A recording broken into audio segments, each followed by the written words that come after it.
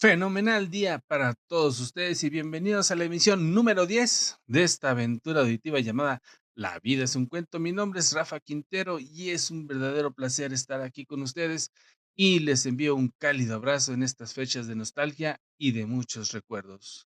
Calaveras lleva por nombre este capítulo, el cual dedicamos por la fecha del Día de Muertos, y por tal motivo realizaremos una serie de reflexiones desde diferentes puntos de vista, no sin antes narrar un cuento que nos habla de la importancia de vivir nuestro presente, que irónicamente el hablar de la muerte nos lleva a vivir la vida. El cuento se llama El Buscador y es del autor de Jorge Bucay. Y dice así: esta es la historia de un hombre al que yo definiría como buscador. Un buscador es alguien que busca, no necesariamente es alguien que encuentra. Tampoco es alguien que necesariamente sabe lo que está buscando. Es simplemente para quien su vida es una búsqueda. Un día, el buscador sintió que debía ir a la ciudad de Camir. Él había aprendido a hacer caso riguroso a estas sensaciones que venían de un lugar desconocido de sí mismo, y así dejó todo y partió. Después de 2 días de marcha por los polvorientos caminos, divisó a lo lejos la ciudad de Camir. Pero un poco antes de llegar al pueblo, una colina a la derecha del sendero le llamó mucho la atención. Estaba tapizada de un verde maravilloso y había un montón de árboles, pájaros y flores encantadoras. La rodeaba por completo una especie de valla pequeña de madera toda lustrada. Una portezuela de bronce lo invita a entrar. De pronto, sintió que olvidaba el pueblo y se sucumbió ante la tentación de descansar por un momento en ese lugar. El buscador traspasó el portal y empezó a caminar lentamente entre las piedras blancas que estaban distribuidas como al azar entre los árboles. Dejó que sus ojos se posaran como mariposas en cada detalle de este paraíso multicolor. Sus ojos eran los de un buscador y quizás por eso descubrió sobre una de las piedras aquella inscripción: Abedul Tarek vivió 8 años, 6 meses, 2 semanas y 3 días. Se sobrecogió un poco al darse cuenta que esa piedra no era simplemente una piedra, era una lápida. Sintió pena al pensar que un niño de tan corta edad estaba enterrado en ese lugar. Mirando a su alrededor, el hombre se dio cuenta de que la piedra de lado también tenía una inscripción y se acercó a leerla, la cual decía: Yamir Khalib vivió 5 años, 8 meses y 3 semanas. El buscador se sintió terriblemente conmocionado. Este hermoso lugar era un cementerio y cada piedra era una tumba. Una por una empezó a leer cada una de las lápidas. Todas tenían inscripciones similares, un nombre y el tiempo de vida exacto del muerto. Pero lo que conectó con el espanto fue comprobar que el que más tiempo había vivido apenas sobrepasaba los 11 años. Embargado por un dolor terrible, se sentó y se puso a llorar. El cuidador del cementerio pasaba por ahí y se acercó. Lo miró llorar por un rato en silencio y luego le preguntó si lloraba por algún familiar. No, ningún familiar, dijo el buscador. ¿Qué pasa con este pueblo? ¿Qué cosa tan terrible hay en esta ciudad? ¿Por qué tantos niños muertos enterrados en este precioso lugar? Dígame, por favor, cuál es esta horrible maldición que pesa sobre esta gente que lo ha obligado a construir un cementerio de puros niños. El anciano sonrió y dijo: puede usted serenarse, no hay tal maldición. Lo que pasa es que aquí tenemos una vieja costumbre, le contaré. Cuando un joven cumple 15 años, sus padres le regalan una libreta como esta que tengo aquí colgado en el cuello. Y es tradición entre nosotros que, a partir de allí, cada vez que uno disfruta intensamente algo, abre la libreta y anota en ella. A la izquierda, lo que fue disfrutado, y a la derecha, cuánto tiempo duró ese gozo. Conoce a su novia y se enamoró de ella, cuánto tiempo duró esa pasión, ese placer de conocerla, una semana, 2, 3 semanas y media, y después la emoción de ese primer beso, el placer del maravilloso primer beso, ¿cuánto le duró? 1 minuto y medio, 2 días, una semana, y luego el embarazo, el nacimiento del primer hijo, el casamiento de los amigos, ese viaje más deseado o ese encuentro con el hermano que vuelve de un país lejano. ¿Cuánto tiempo dura disfrutar estas situaciones? ¿Horas, días? Y así vamos anotando en la libreta cada momento que disfrutamos. Cada momento. Cuando alguien se muere, es nuestra costumbre abrir su libreta y sumar el tiempo de lo disfrutado y así escribirlo sobre su tumba, porque ese es, para nosotros, el único y verdadero tiempo vivido. ¿Qué te pareció? ¿Te gustó el cuento? ¿Hay algo en lo que estás pensando en este momento? ¿Acaso te acordaste de alguien? Quizás de ti mismo, de ti misma,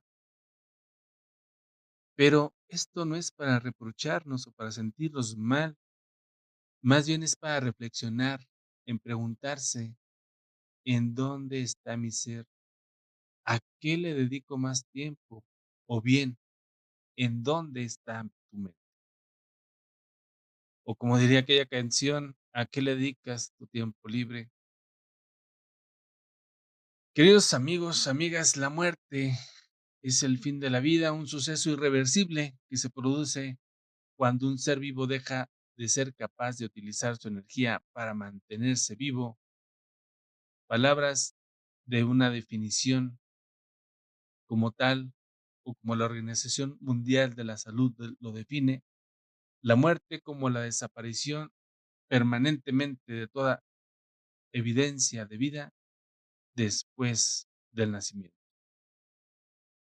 Como otra definición también tenemos, o lo que también nos puede comentar o nos dice la Biblia, que describe la muerte como la separación del cuerpo y el espíritu y como la consecuencia del pecado.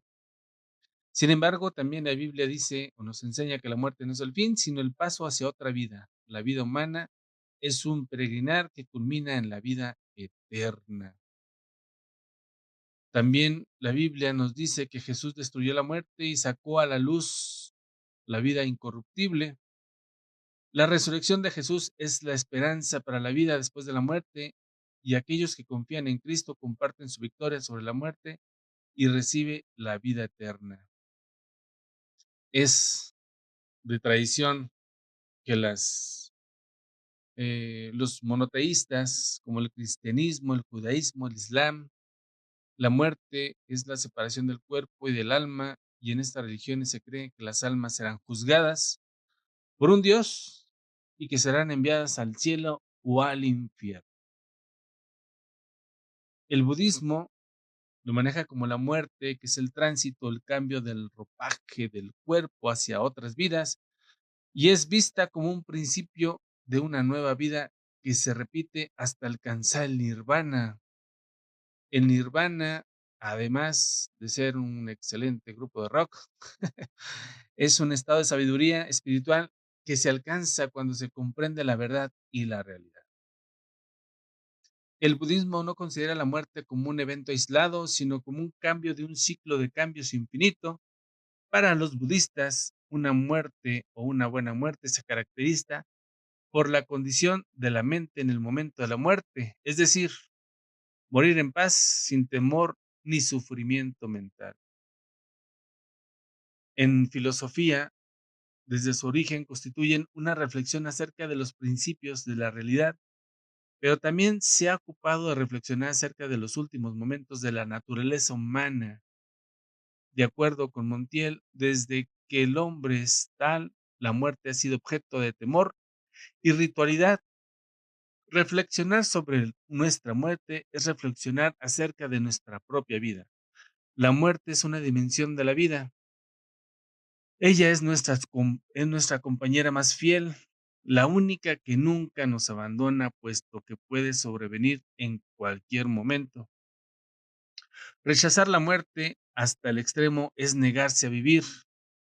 Para vivir plenamente hay que tener el coraje de integrar a la muerte en la vida.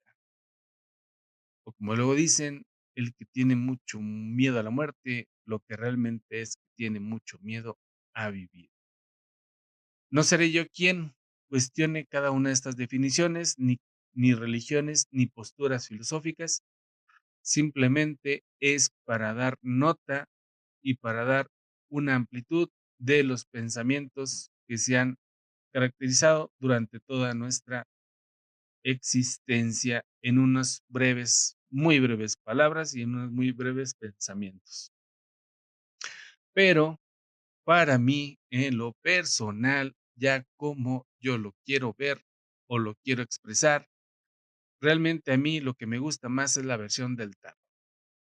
En el arcano 13 se representa como la muerte, entre comillas, y lo digo entre comillas porque de hecho es un arcano sin nombre, pero que en el dibujo se representa como con un esqueleto segador y pues que en la tradición popular pues se da esta representación de la muerte.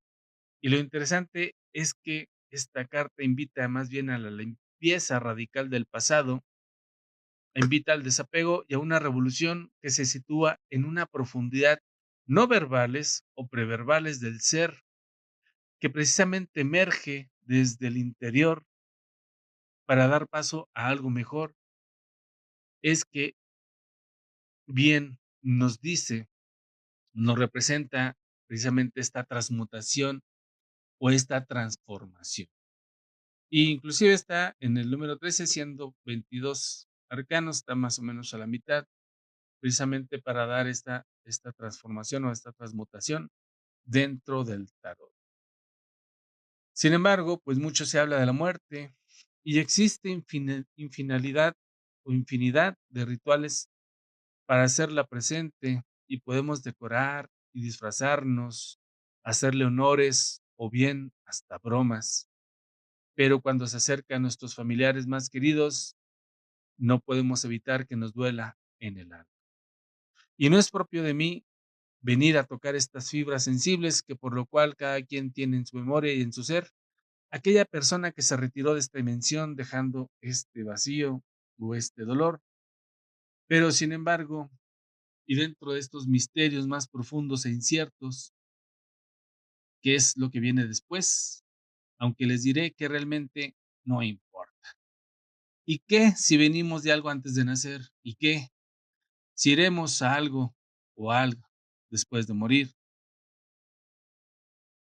¿Qué necesidad, queridos amigos, qué necesidad de gastar nuestra energía y nuestra mente en algo que no vamos a poder saber o descubrir hasta que nos llegue a cada uno nuestro propio destino? Yo más bien los quiero invitar a esta reflexión, pero no una reflexión paralizante que te deje en las nubes y no te llega o no va a ningún lado. Mejor invitarlos a una acción o invitarlos a la acción en sí, a moverse, a realizar este corte radical a todo lo que nos ata del pasado y no nos deja avanzar. La vida es constante movimiento, siempre, siempre, siempre, y todos vamos en este movimiento, pero si te detienes, además, la vida seguirá y te dejará atrás. Como dice el dicho, ni tan rápido que te alcance que alcances a la muerte y ni tan lento que la muerte te alcance. Y lo peor no es quedarse atrás, sino lo que viene con esto, que es una frustración, que es una amargura o hasta una neurosis porque no vives lo que tienes que vivir, no haces lo que te gusta hacer y no eres lo que tú quieres ser. Si somos movimiento, también hay que fluir nosotros mismos con esta vida misma. Atrévete a moverte, atrévete a entrar a ese curso que quieres, atrévete a irte al gimnasio, a hacer ejercicio en tu casa, a caminar, a correr, a sacar a tu perro, a dar la vuelta, aprende ese idioma que te gusta, siente, permítete sentir el aire, el mar, la lluvia, una tarde cálida, los inviernos, los calores, cualquier estación del año, toda sirve, toda estación, todo fenómeno meteorológico nos sirve para nuestra existencia. Siéntelo, permítete vivir estos momentos. Abraza a tus hijos, a tus padres, vete a vivir independiente, atrévete a salir de tu casa, sonríe, cambia de actitud, resuelve o enfrenta aquello que le estás dando vueltas y vueltas en tu cabeza y que es más el drama mental que lo que realmente puedes afrontar y que lo puedes resolver en 5 minutos. Retira tus tormentos hablando, escribiendo, cantando, pintando. Dile a esa persona o a ti mismo aquello que te guardas, pero díselo de una manera orgánica, pacífica, amorosa. Aprende a tocar aquel instrumento que quieres, hacer teatro, no importa la edad que tengas, simplemente atrévete a vivir y hacer lo que tú quieras, que sea para tu felicidad, porque sí, eso es lo que nos hace mejores personas. Hacer lo que tú quieras sin dañar a otros, con respeto también a los derechos de los demás, claro, pero vive tu momento. Este momento entre hacer y no hacer, siempre haz, porque si haces, te queda la experiencia y si no, pues te queda esta terrible frustración. Pero ojo, mis amigos, también hay que ser responsable de todo aquello que hacemos o decimos y ser responsables precisamente de tu propia existencia y sobre todo de tus acciones. Esta es una invitación amorosa, una invitación generosa y una invitación a moverse, a no quedarse quietos, pero a ser responsables de todo aquello que hacemos. Y así, finalmente, el día que llegue el momento, podrás colocar en tu libreta muchos años vividos. Bueno, mis amigos, para no entrar más en detalles y no irnos más tiempo, les agradezco mucho por escuchar esta 10ª emisión de esta aventura auditiva llamada La vida es un cuento y que su amigo Rafa Quintero les desea una semana fenomenal y que nos escuchamos muy pronto en la próxima emisión.